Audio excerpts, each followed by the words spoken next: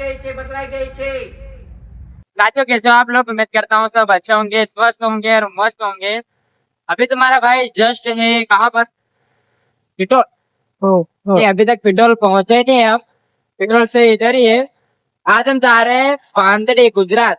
तो कुछ खास काम के लिए जा रहे हैं, तो बने रहे लास्ट तक, बताते हैं। हम अपने एमपी से आ चुके हैं। यहाँ पर पांडडी दाहोद गुजरात तरफ है। तो यहाँ पर बैठक है ऐसी भारत सरकार की। तो सभी आ चुके हैं, देखते हैं किस तरह से यहाँ पर बैठक में बातें होती है, वो सब बताएंगे आपको। हम थोड़े से लेट हो गए थे, तो आते ही हमारे लिए भोजन परोसा गया और यहाँ पर एक शादी संपन्न हुई है अभी इसी सम्मेलन में। तो शादी होने के बाद यहाँ पर अपने आदिवासी संस्कृति के हिसाब से चावल और जो रिंगना आता है वो भजे वगैरह सबको परोसा गया। और सभी लोग यहाँ पर देख सकते हो अपने आदिवासी वेशभूषा में ही आते हैं। और हम पहली बार आए हैं, इसलिए हमको पता नहीं था। ऐसी भारत सरकार के जो भी दस्तावेज है वो यहाँ पर मिल रहे हैं। तो इसमें आप जो भी राजनीति वाली सरकार चल रही है उसके मतलब जो डॉक्यूमेंट बनाने पड़ते हैं वो अभी नहीं बनाने के, उसके खिलाफ अपन कैसे लड़ सकते हैं वो सभी डॉक्यूमेंट यहाँ पर दिए गए हैं।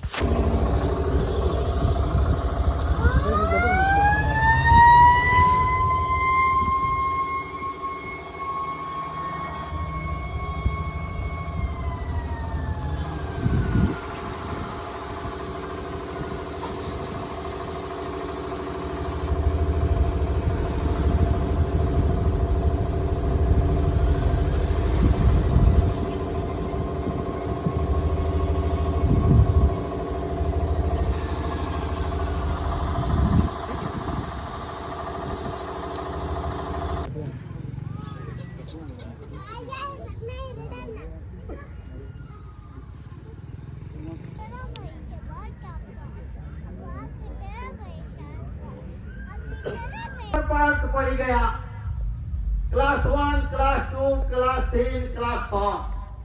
परंतु જેટલા પણ પાઠ પડ્યા, ગ્રામ પંચાયત, તાલુકા પંચાયત, જિલ્લા પંચાયત, સ્ટેટ લેવલની મિનિસ્ટરી અને સેન્ટ્રલ લેવલની મિનિસ્ટરી, આવા જો પાઠો બધા ચાલે છે। પરંતુ સૌના વ્યવહારમાં, સત્યના વ્યવહારમાં જે બધાનો સમાવેશ થાય છે, એ સમાવેશ इंडिया नॉन ज्युडिशियल में थाय ने तो मानव सर्जित प्रवृत्ति में बधे ज पार्ट टू पार्ट चाल्या करे। परंतु आ एक एवो व्यवहार से के मोटो जीव होय के नानो जीव होय, श्रीमंत होय के पुअर एटले गरीब होय, ए सर्व आ व्यवहार में समावेश थाय अने आ व्यवहार समावेश करे અને કર્યા છે જે માત્ર ને સમાવેશ। તો એવો વ્યવહાર કે જ્યાં કોઈ પાર્ટનો પ્રશ્ન રહેતો નથી, બધા જીવોનો સમાવેશ જે વ્યવહારમાં થયો છે એ વ્યવહારને કહેવામાં આવે છે ઇન્ડિયા નોન જ્યુડિશિયલ। અને એ ઇન્ડિયા નોન જ્યુડિશિયલમાં ટિકિટથી માંડીને જે પણ કંઈક દસ્તાવેજો છે એ દસ્તાવેજોમાં ઓનર ઓફ इंडिया ના દર્શન થાય છે।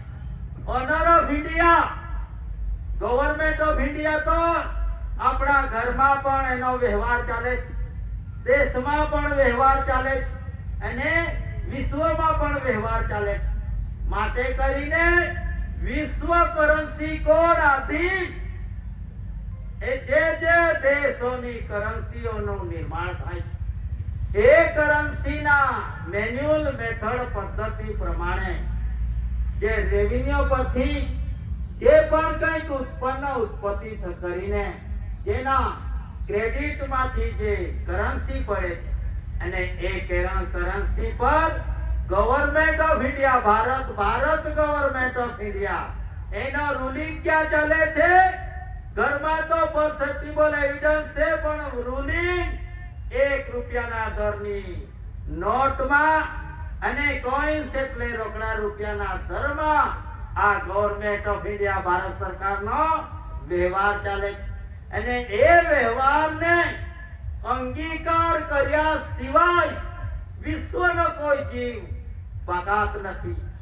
કેમ કે જે વ્યવહારથી જેનો જન્મ થયો છે, જેનો ઉગમ થયો છે, એ કરન્સીમાં પવન અને પાણીના મિલન થકી આ ધરતી પર પાણી પડવાથી જે દરેક જીવો માટેને જે અન્ન આહારની વ્યવસ્થાનું નિર્માણ થાય છે, અને એ વ્યવસ્થાના નિર્માણ પરથી કંસરી પરથી કરન્સીનું નિર્માણ થાય છે. એ કરન્સી પર ગવર્નમેન્ટ ઓફ ઇન્ડિયા ભારત સરકાર છે.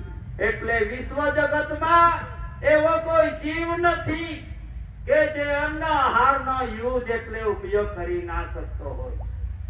વિશ્વમાં કોઈ પણ એવો જીવ નથી કે આ વ્યવહાર નો અંગીકાર કર્યો ના હોય, અંગીકાર કરતા ન હોય.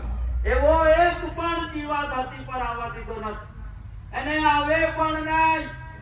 જે જીવો આવે છે એને આવીને અહીંયા ખાવા માટેનું જોઈએ છે, પીવા માટેનું જોઈએ છે, પ્રકાશ જોઈએ છે, હવા જોઈએ છે. એ જો વ્યવસ્થા છે, એ વ્યવસ્થા અનો રૂલિંગમાં આવે છે. અને જે દેશ છે એ દેશમાં સરકાર, ये सरकार नहीं, એ પુરવાર થાય છે આના આધારે કે જે ટિકિટ થી માંડીને, જનરલ સ્ટેમ્પ થી માંડીને, જે રેવન્યુ સ્ટેમ્પ થી માંડીને, કોર્ટ સ્ટેમ્પ થી માંડીને, પોસ્ટેજ સ્ટેમ્પ થી માંડીને જે પણ કંઈક વ્યવહાર આ દેશમાં ચાલે છે, એ દેશનો વ્યવહાર કોના ડોક્યુમેન્ટ થકી ચાલે છે? કે ઓનર ઓફ ઇન્ડિયાના ડોક્યુમેન્ટ થકી ચાલે છે.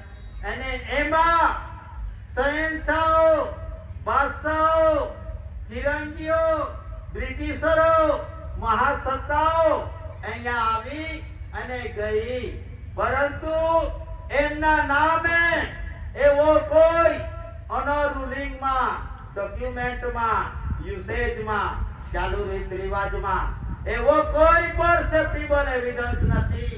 પરંતુ જે ગવર્નમેન્ટ ઓફ ઇન્ડિયા ભારત સરકારનો જે એક પરસેપ્ટિબલ એવિડન્સ છે ને એના થકી દેશનો વ્યવહાર ચાલે છે. અને તે દેશના વ્યવહારમાં નવા પૈસાથી માંડીને એક રૂપિયો, રોકડો રૂપિયો અને એક કરન્સી નોટ, તો એ કરન્સી નોટમાં એવું લખાણ મૂકવામાં આવ્યું છે કે જેમાં આપણને પ્રત્યક્ષમાં કુદરતના દર્શન કરાવે છે.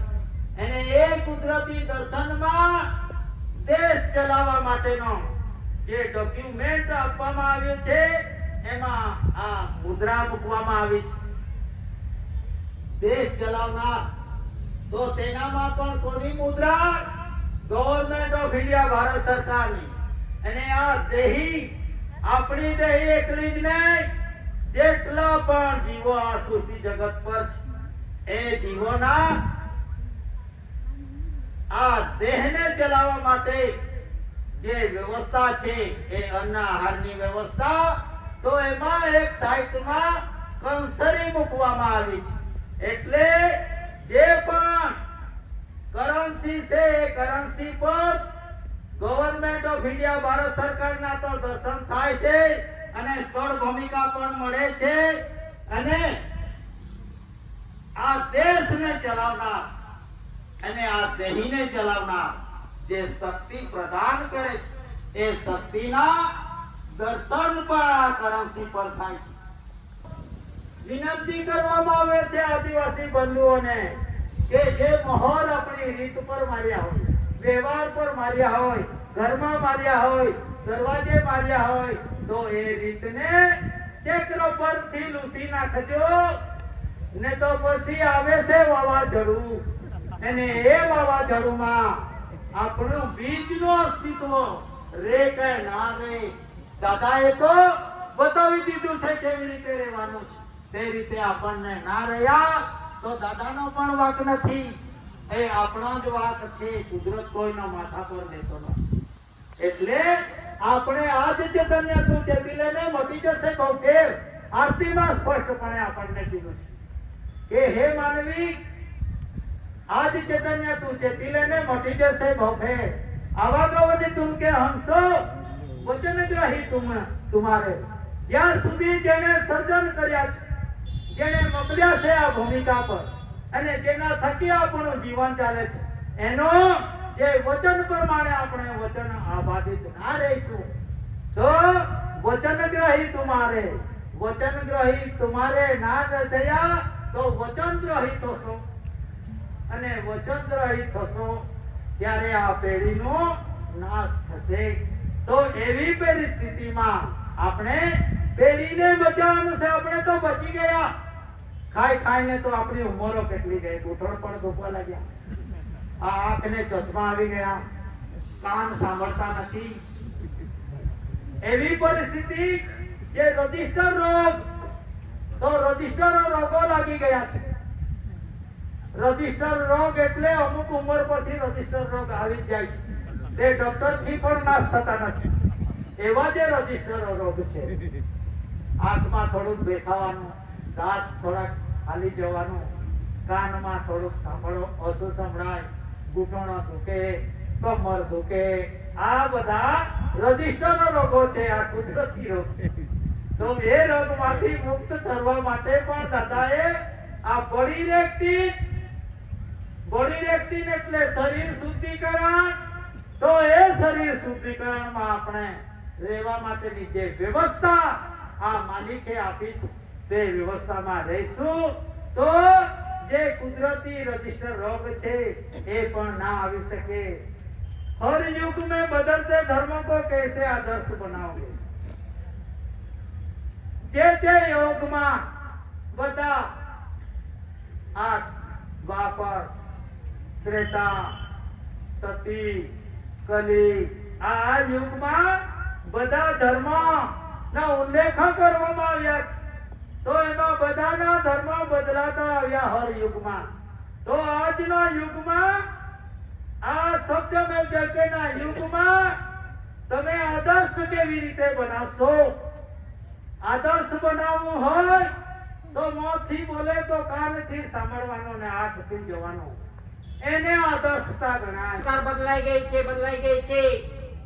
પણ આજ દિન સુધી આચાર શાસનની મુદ્રા, SPS ટુ સ્ટાર્સ, કમળ ભૂમિ ચક્ર કે એની અંદર આજ દિન સુધી કોઈ ફેરફાર થયો નથી. વોટર લેટરની અંદર કોઈ ફેરફાર થયો નથી. જો ફેરફાર થઈ જાય તો આપણે માની લઈએ કે સરકાર બદલાઈ ગઈ છે, પણ આજ દિન સુધી જે પાર્ટી સરકાર કહેવાય છે એનું નામનું કોઈ પણ સિમ્બોલ નથી. સ્ટેમ્પની અંદર જે પણ સિમ્બોલ છે તે ગવર્મેન્ટ ભારત સરકારના છે. કમળ ભૂમિ ચક્ર, ચાર શાસનની મુદ્રા, SPS ટુ સ્ટાર્સ કે જેના થકી આ દેશનો અને વિશ્વનો વ્યવહાર ચાલે છે. કુદરતી છે કે માતાનો ગોયા ભાગ કે જે ફૂટનો ભાગ કે જ્યાંથી જીવનનું આગમન થાય છે ધરતી માતા પર, કે જે માત્રાને આવવા માટે માતાના ગોયા ભાગનો આધાર લેવો પડે છે, કે જેના થકી જીવ ધરતી માતા પર આવે છે. આ કુદરતી ક્રાઉન તાજ છે, મુગટ પાઘડી કે ક્રાઉન તાજ થકી આખા વિશ્વનો વ્યવહાર ચાલે છે, કે આખું વિશ્વ ક્રાઉન તાજની અંડરમાં